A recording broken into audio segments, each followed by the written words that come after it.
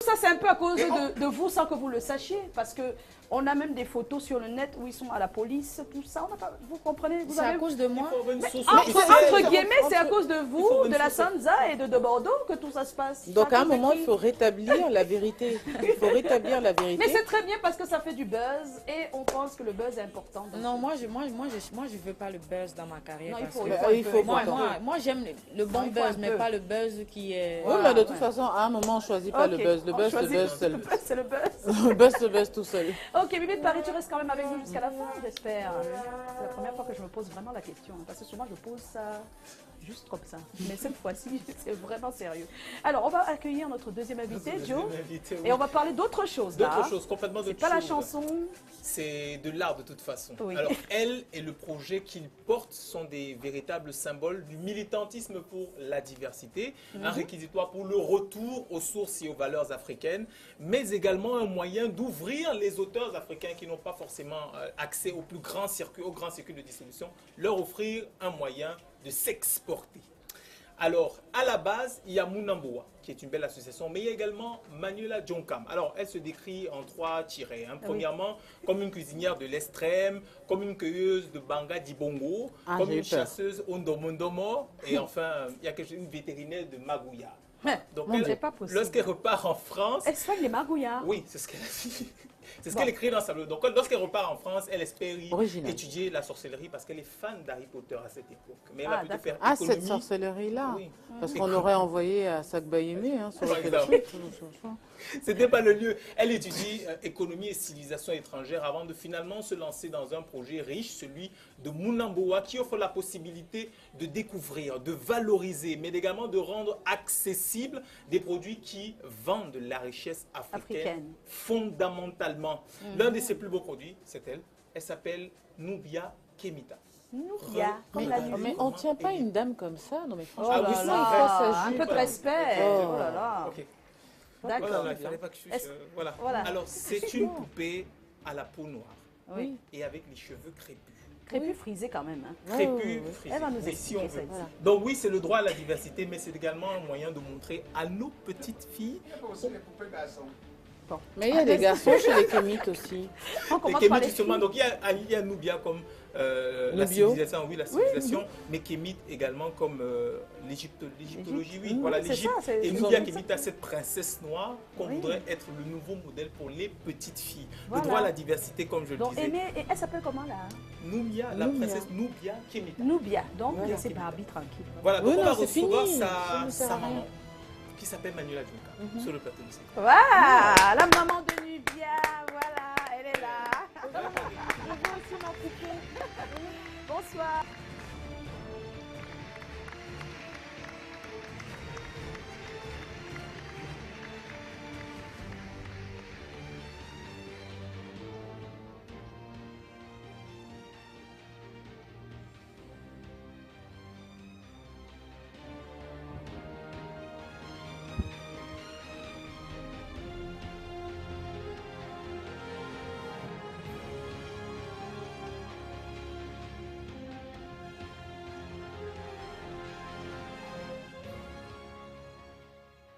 Non. Oh là là, Manuela.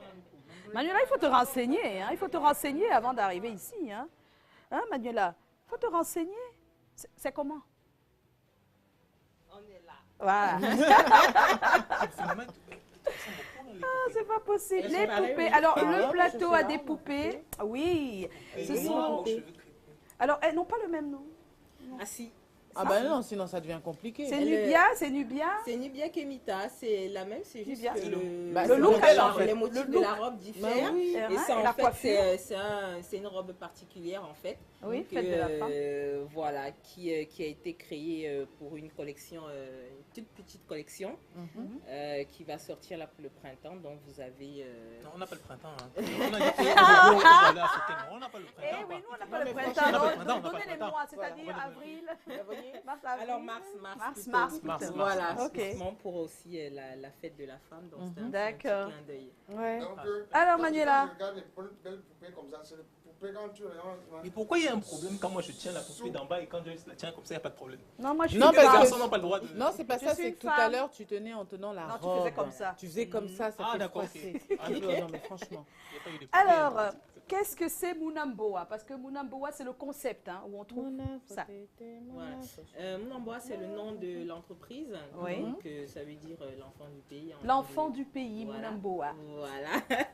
Et le but était de parler en fait de l'histoire, de la culture africaine aux enfants. Oui. Voilà, d'où ce terme-là. Et voilà, c'est comme ça en fait que ça a commencé parce Ça a que je me commencé. passionnais de culture et puis j'ai trouvé un nom Joe. qui rappelle en fait, je voulais un nom et tout en langue africaine, dans une langue africaine. Et puis voilà, comme j'ai grandi à Douala, c'est voilà, c'est un terme qui m'est familier et que j'aimerais Oui. reprendre. Ouais, je trouve que c'est une excellente idée. Puis j'aime surtout Ma les question, salamandres. elle est, je vais avoir une double question. On commence par chuchoter. Bon, la première, c'est Toi, poser la question. comment tu mets le projet sur pied? Mais Ouais. surtout pourquoi? Ça veut dire que C'était tu as le ma choix. Tu question. pouvais faire un livre de recettes, Oui. je sais pas. Recette africaine. Voilà. Non, mais Mais comment tu mets le projet? Tu mets le projet sur Non, En pied? mais- fait, c'est un tout, c'est une maturation en fait de longues années. Oui. Parce que quand j'arrive en France et tout, bon, je crois que je connais, machin et tout. Et puis, et comme je suis un peu passionnée de culture, je vais dans les musées et tout. Et je me rends compte en fait que je ne connais pas du tout. Je ne connais rien du tout. Et j'ai des amis européens qui s'y connaissent encore mieux que Mieux moi. que... Alors que sur c'est toi l'Afrique. l'africaine. Et disons que j'ai été un peu choquée, il faut dire.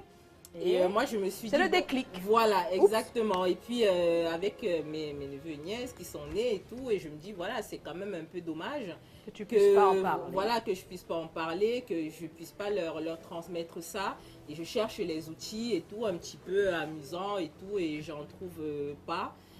Et donc, je me dis, bah, à la fin de mes études, parce que j'ai fait des études en entrepreneuriat, et je me dis, bon, j'avais envie de créer une entreprise. Je me dis, mais pourquoi pas allier ma passion un peu à... Ah. Voilà, Laurie c'est ça. Mhm. Ouais, mais alors, c'est bien beau tout ça. Je regardais un petit peu si tout y était. On a du mal à retrouver les formes africaines, hein, c'est-à-dire le Ouais, joli. j'allais le mais dire. bon. Mhm. Alors, quelles ont été les différentes difficultés que tu as affrontées, ou bien que tu as dû affronter quand tu montais ce projet? Bah, déjà, les difficultés techniques parce que On voit, ils sont je- articulés. Voilà, je pars sur une création d'une poupée. Ah.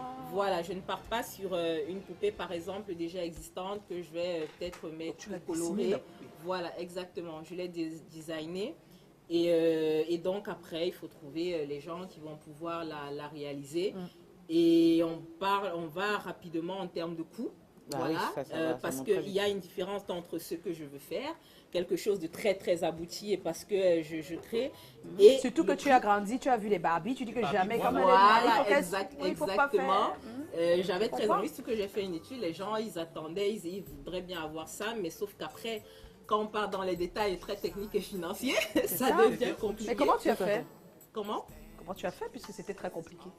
Bah, j'ai appris, ça m'a pris près de 1 an et demi, 2 ans pour déjà pour travailler sur le projet parce qu'il fallait le design, il faut trouver des fournisseurs, il faut trouver l'argent. Et c'est de l'argent que je parle. justement. Voilà. Ouais, c'est beaucoup d'argent. C'est ça le plus important là. Parce Bah, que les idées, je pense que les l'argent, Camerounais l'ont déjà. Oui, puis il y a l'argent. l'argent, et puis c'est comment en fonds propres essentiellement.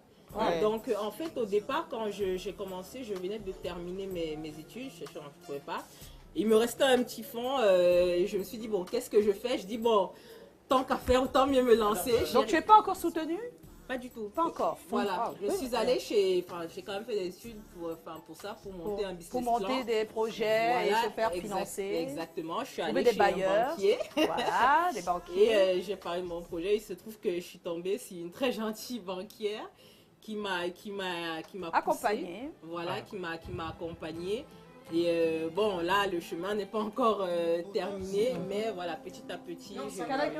Mais Calagan alors- a une question. Oui, j'ai une question. C'est ce que je dis que non, ça va aller. Mais il tient par la tête. Quand je Bon, regarde, Calagan, Ah, sois Non, très tiens-le les gentil. bouts de non, bras. vous aimez tout. Quand je regarde ça, ça me.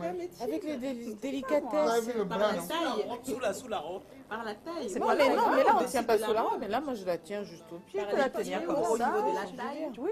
Doucement. Et puis elle peut s'asseoir aussi. Elle peut s'asseoir. Vous avez vu comment le bras est positionné, non? Ça me rappelle seulement les femmes qui aiment trop bagarrer. Non, Ouais. Calagan pose ta question. Maman n'a pas préparé, papa Non, t'a. non, non. Question. Comment est-ce que les poupées sont distribuées et à quel prix? Alors, là, actuellement, les prix sont principalement distribués via mon site internet, www.mounambois.com, sur amazon.fr. Et certains distributeurs, dont notamment une au Cameroun, Elise Niem. Bah oui, les bidouilles d'une exactement, c'est qui le distribue. Et donc, elle en vend. Exactement. Élise Niem. Ah ben oui. Voilà, salut Élise. La Napi Napi. Voilà. Et le prix? Et le prix sur mon site internet, la poupée elle est à 35 €. Oui. À peu près 22 000 francs. Un peu plus de 22 000 francs. Une poupée comme ça. Mais c'est pas un peu cher pour le Camerounais? Moi, je pense que C'est pas beaucoup trop cher. alors, moins cher, non. j'aime pas la notion de charge.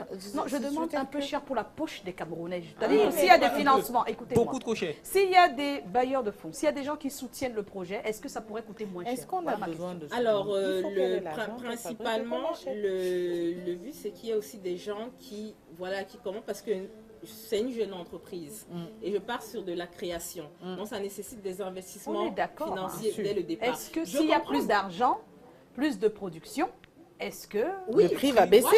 Bien entendu.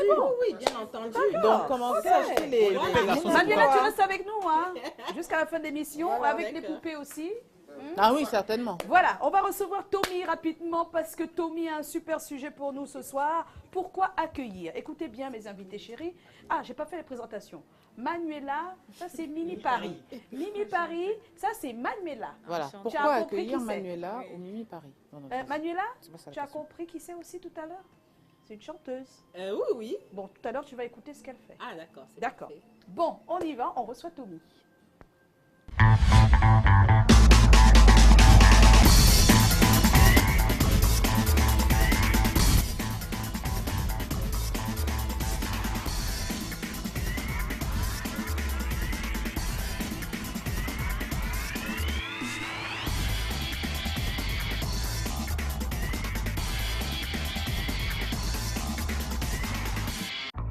Et Tommy est déjà avec nous, il a attendu longtemps de l'autre côté. Bonsoir Tommy. Bonsoir Joyce, bonsoir tout le monde sur le plateau. Alors mon cher Tommy, Voilà. pourquoi accueillir, élever ou adopter un enfant de la famille chez soi suscite des fois autant de discorde? Voilà, ça c'est une question assez ultime, une question fondamentale dans les ménages. De nos jours, on a beaucoup plus de problèmes quand on veut accueillir ou héberger ou même adopter un enfant.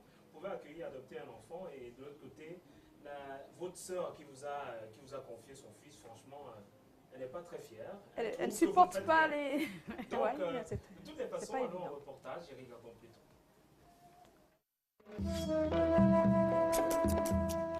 Adopter ou accueillir un enfant reste une responsabilité lourde de sens, en énergie, en argent et en temps. Parce qu'il ne s'agit pas seulement de prendre le gosse d'un frère ou d'une sœur, mais aussi de prendre en charge et de s'assurer de sa sécurité, son hébergement, sa restauration, son épanouissement et son éducation. Et au bout de ce processus de bonne volonté, il est des fois possible de rencontrer des paumes de discorde, un tout lié aux commodités citées plus haut. Les clichés sont assez saisissants à ce sujet. Ce serait à coup sûr votre sœur qui vous confie son enfant. Et à chacune de ses visites, ne manque pas à redire sur le type d'encadrement que vous offrez à ce dernier. Et s'il vous plaît, c'est toujours sur des sous-entendus. Elle reviendra sur des détails du genre « Mais papi, tu as maigri. C'est quoi, tu ne manges pas bien ?» Pire, si vous avez des gosses, les comparaisons vont bon train. « Mais pourquoi Junior prend du poids et pas toi? Tu travailles trop ici. » De telles considérations créent un climat délétère. À tort ou à raison, on remettra en cause votre type d'éducation. En fait, pour ces derniers, vous n'êtes pas à même d'entretenir leur enfant mieux qu'eux. Et des fois, ce genre de désagrément est du fait de l'enfant que vous avez adopté. Certains d'entre eux, très sournois, iront se plaindre à l'endroit de leurs parents. En fait, vous avez un bonhomme qui prétend que tout va bien. Et en sourdine, vous incendie auprès de ses parents. Tout va mal pour lui, il me maltraite. Et on en passe.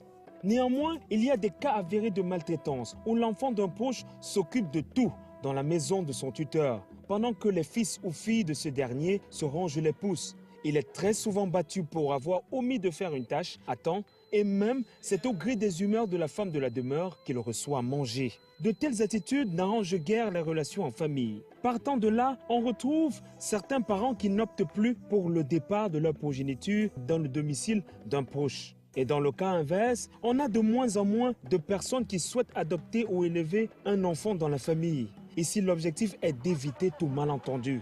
Ce type de scénario cité plus haut. Ou pire, ne pas avoir à accueillir un enfant têtu, difficile à redresser, même récalcitrant, qui viendrait donner le mauvais exemple aux plus petits. Et dans ce cas, on décide d'aider l'enfant en question à distance en lui envoyant ce dont il a besoin. Par ailleurs, même en couple, les discordes peuvent naître d'abord sur l'accueil et l'adoption. L'un des conjoints aura tendance à imposer ses proches et rejeter celui de l'autre. Des discordes qui se font sentir dans le traitement réservé à l'enfant en question.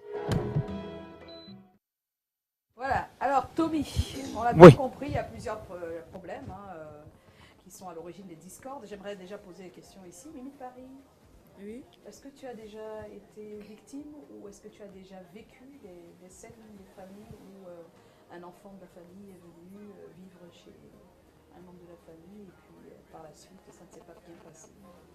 Moi, je prends l'exemple sur moi-même parce que j'ai été aussi adoptée. Donc, c'est toujours pas facile parce que parfois tu n'es pas la bienvenue. On peut servir à manger aux autres et on trouve que toi, pendant que les autres mangent, il faut que tu ailles puiser de l'eau ou bien aller faire quelque chose ou accompagner les enfants de la famille à l'école. Donc, au moment où tu veux lever le ton, il y a plein de choses qu'on te fait après. Donc, moi, je dis... Tu as vécu ça personnellement? Oui, donc moi, je dis c'est très difficile, mais on ne sait jamais ce que l'avenir nous réserve. Parce que ce sont les enfants qu'on maltraite souvent qui deviennent des... Oui, et c'est vrai. Et après, c'est les personnes de la même famille qui ont maltraité ces enfants-là qui reviennent après. C'est ma nièce, c'est ma fille, c'est ma cousine, c'est la fille de tel. C'est mon bombo. Donc, moi, je dis, donc c'est très difficile. C'est très difficile. Manuela, tu connais ce problème-là? En fait, on a plutôt accueilli beaucoup de personnes chez nous. Et moi, je trouve que ça s'est plutôt bien passé. Et puis aujourd'hui, j'ai beaucoup de grands frères. D'ailleurs, j'ai eu mon grand frère Emmanuel et tout à Bafoussam et tout. Et puis voilà, c'est devenu des grands frères, des gens de la famille et tout. Ça s'est bien passé, quoi. Oui, oui, oui. Bon, c'est pour dire aussi qu'il y a des cas où ça se passe très bien. Voilà. Alors, les cas sont rares, parce que même ce que j'ai vu tout à l'heure, on montrait l'extrait où on menaçait l'enfant